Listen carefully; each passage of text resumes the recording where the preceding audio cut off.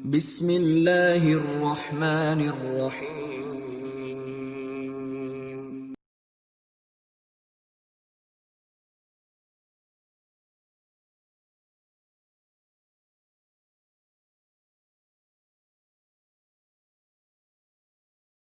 Bismillahirrahmanirrahim.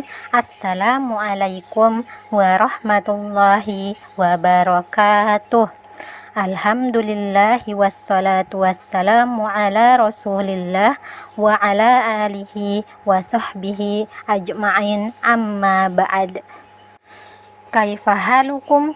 Semoga ananda semua dalam keadaan sehat dan semoga Allah memberikan semangat dan kemudahan dalam menuntut ilmu. Amin. Anak-anak, sebelum belajar, mari berdoa dulu ya. Allahumma inni as'aluka ilman nafi'an wa rizqan thayyiban wa amalan mutaqabbalan. Alhamdulillah, kita sudah menyelesaikan subtema 2 dari pembelajaran 1 sampai 6. Jangan lupa untuk mengulang-ulang pelajaran sebelumnya ya anak-anak. Hari ini insya Allah kita akan lanjut mempelajari tematik tema 3 pada subtema 3, tugasku sebagai umat beragama, pada pembelajaran 1. Dengan materi yang pertama kosakata, yang kedua nilai pecahan uang, dan yang terakhir karya imajinatif. Selain tugas di sekolah, kita juga memiliki tugas sebagai seorang muslim, diantaranya melaksanakan sholat tepat waktu, membaca Al-Quran, belajar, membantu orang tua, dan lain sebagainya. Sebagai seorang muslim, kita juga harus saling tolong-menolong terhadap sesama. Tolong-menolong sangat bermanfaat untuk meringankan beban kesulitan sesama kita. Jika kita tidak melakukan budaya tolong-menolong, maka persatuan di negara Indonesia tidak akan terwujud. Sikap ini merupakan nilai Pancasila, sila kedua dan ketiga. Selanjutnya kita akan mengidentifikasi kegiatan tolong-menolong. Simak dan bacalah teks di bawah ini, halaman 112 buku tema 3. SDN Banjarsari memiliki banyak murid. Murid-muridnya terdiri dari kelas 1 hingga kelas 6. Murid-murid SDN Banjarsari memiliki banyak keragaman. Ada yang berbeda suku, ada yang berbeda hobi dan kegemarannya. Ada pula yang berbeda agama atau keyakinannya. Meskipun berbeda-beda, murid-murid SDN Banjarsari selalu hidup rukun.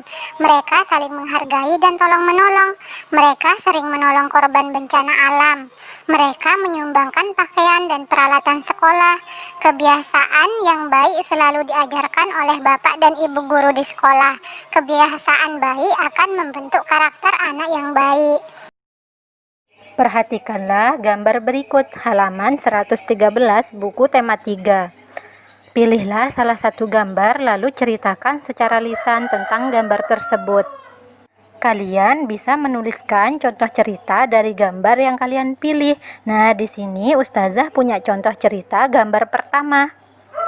Pada suatu hari turunlah hujan yang sangat deras. Karena hujan tidak berhenti, sehingga menyebabkan desa tersebut mengalami banjir. Para warga berusaha menyelamatkan diri mereka dan juga barang-barang yang bisa diselamatkan menuju tempat yang aman. Nah, Nina dan teman-temannya melakukan penggalangan dana untuk para korban.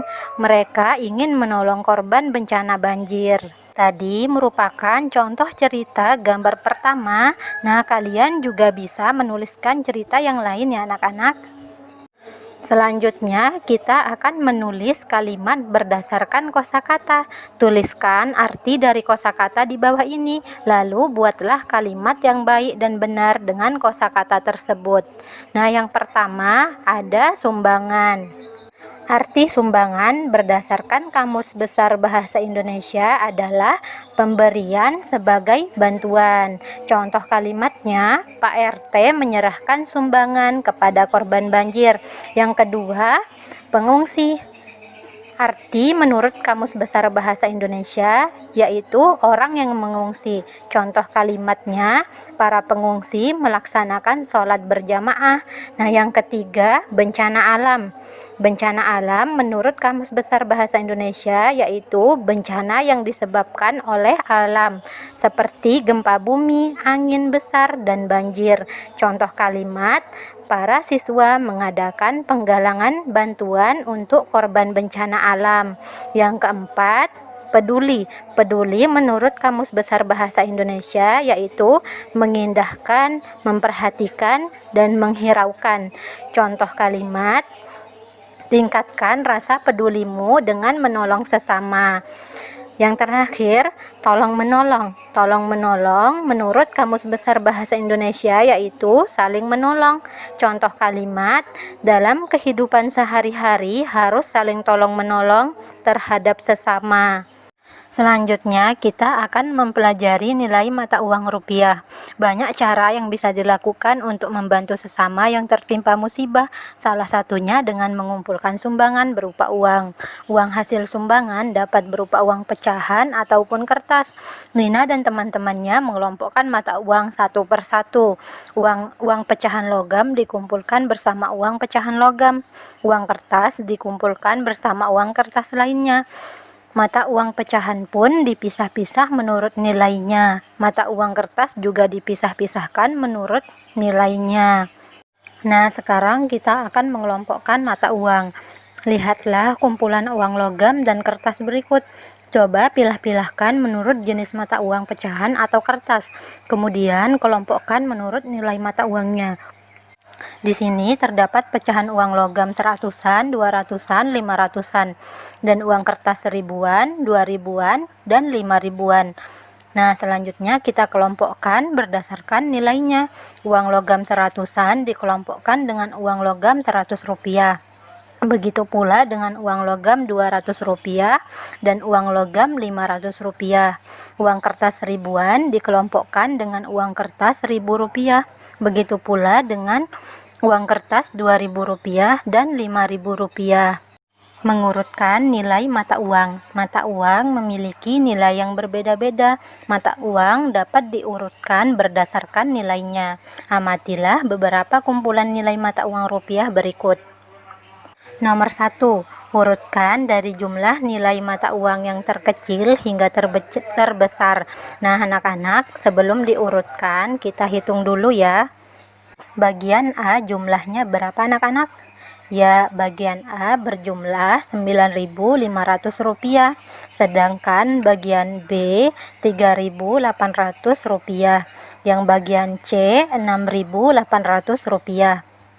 Nah, sekarang kita urutkan dari mata uang terkecil hingga terbesar. Bagian manakah yang paling kecil nilainya anak-anak? Nilai yang paling kecil yaitu Rp3.800, kemudian Rp6.800, dan nilai yang terbesar yaitu Rp9.500. Jadi urutannya adalah B, C, A. Selanjutnya nomor 2.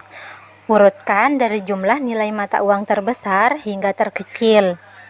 Bagian A berjumlah Rp9.700, sedangkan bagian B berjumlah Rp7.300.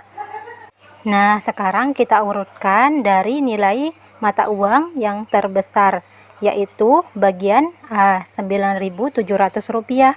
Selanjutnya yang terkecil yaitu Rp7.300. Jadi urutannya yaitu A ke B. Nah, selanjutnya kita akan belajar gambar dua dimensi.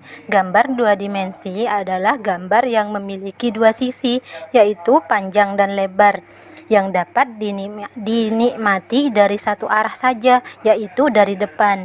Contohnya lukisan. Alat yang digunakan untuk menggambar dua dimensi yaitu yang pertama pensil, krayon, penghapus, dan buku gambar. Sekian materi untuk hari ini. Afwan atas segala kekurangan dalam menyampaikan materi. Marilah kita tutup pembelajaran dengan membaca doa kafaratul majelis. Subhanakallahumma wa bihamdika asyhadu an la ilaha illa anta astaghfiruka wa atubu ilaik.